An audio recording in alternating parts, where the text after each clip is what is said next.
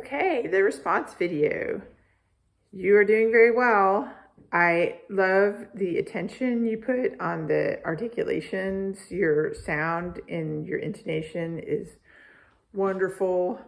And the more you work at it, the more at home you are with the bassoon and the more expressive and in control of everything you feel, even when the music gets harder and harder. I'm wondering if we should check in about reeds as far as like how easy it is to articulate the low notes. And I noticed in your video that as the week went on, your endurance increased a lot at the end and you were able to like stick to the end of phrases and stuff. So I can already see progress happening in that video. So I'll just touch on some of the things, continuing from last time, telling a story with music. So I'm sure you'll have many stories to tell and reminisce about from your travels upcoming. I will tell you some more of Jemima Puddle Duck.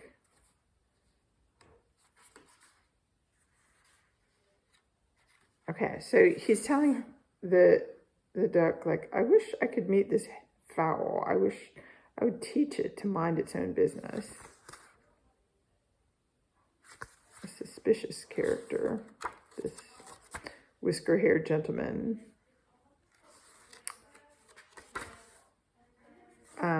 And then he offers the duck his summer residence. You would not find my earth, my winter house so convenient, said the hospitable gentleman. There was a tumble-down shed at the back of the house made of old soap boxes. The gentleman opened the door and showed Jemima in. So I'm going to let that be the personal connection here to Weissenborn 8. He's showing Jemima in to this summer residence with lots of feathers in it.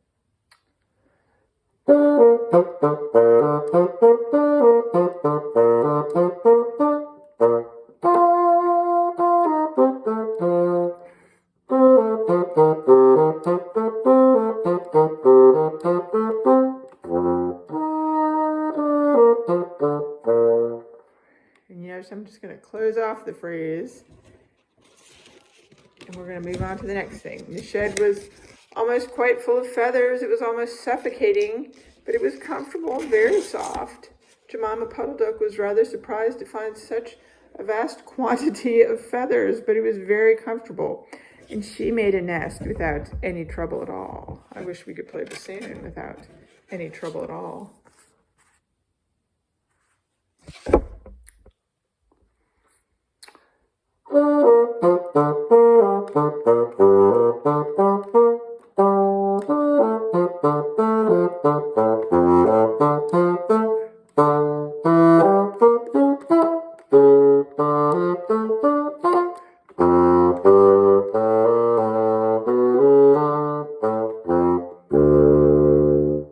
And I'm going to say, go ahead and let go of the repeats. You don't need to repeat these.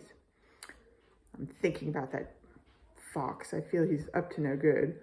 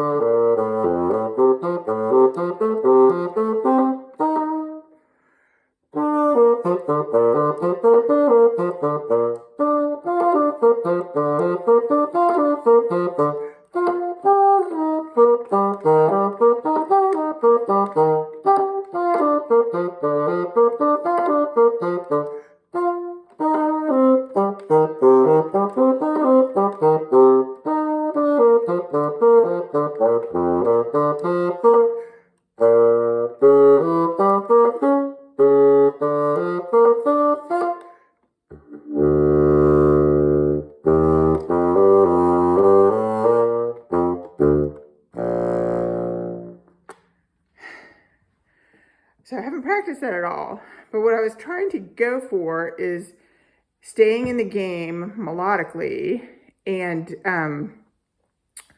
slowing up and speeding down to like take a glance at what notes are ahead, staying in control. If you slow down, you could speed up again. This doesn't have to be exactly all the same tempo as an etude because you want to be able to hear and enjoy every note, and there's nobody else playing with you. So this is one of those things that you could play a little more freely, just to hear the different octaves, the D flat to E natural change, and to make sure that every note is speaking, just like I spoke the story. So you can kind of use these etudes as like little background music to a story you're creating in your mind, or Beatrix Potter, or whatever the stories of your day, week are going to be. And then for the backwards practicing, probably you should find those spots where you need flick keys and just target them. I think it was in the Mozart measure 46.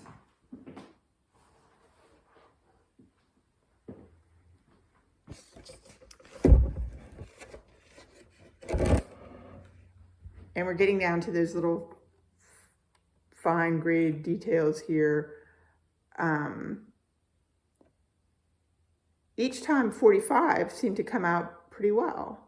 And then 46, there would be some little glitches before the high F. I'm gonna get that water out of my vocal.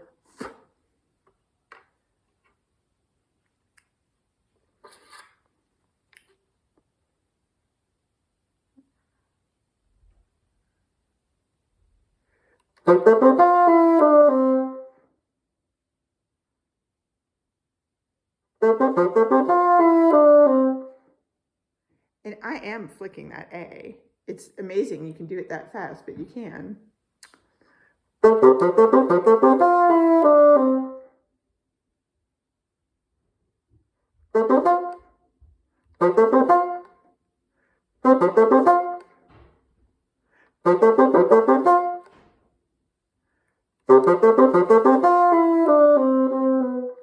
So that's what I mean about the backwards practicing. From that high F, go backwards. So maybe you could let me hear you practice like that. Just making note of the fact, like, we don't want to just play through all the piece at this point. We'll make it a little more painful on ourselves in the practice room, concentrating on the notes and the little fine details. And then it will be more enjoyable for us and for the people who are listening to us. And I liked the Christmas carols with the Jean-Pierre. And the only thing I would say for that is go ahead and try it in a couple octaves, because that's one of the joys of playing bassoon, is that you can play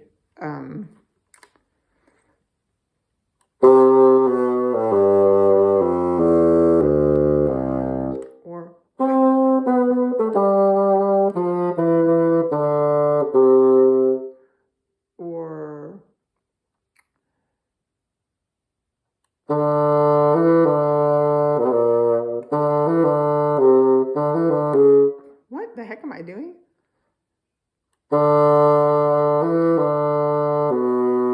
There we go.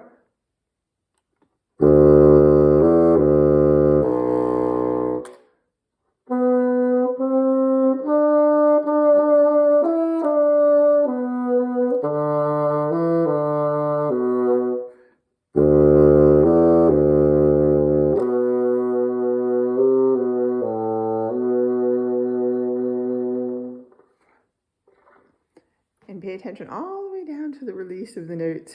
Okay, I hope you're having fun and having a good Thanksgiving break, and we will check in soon. Happy practicing.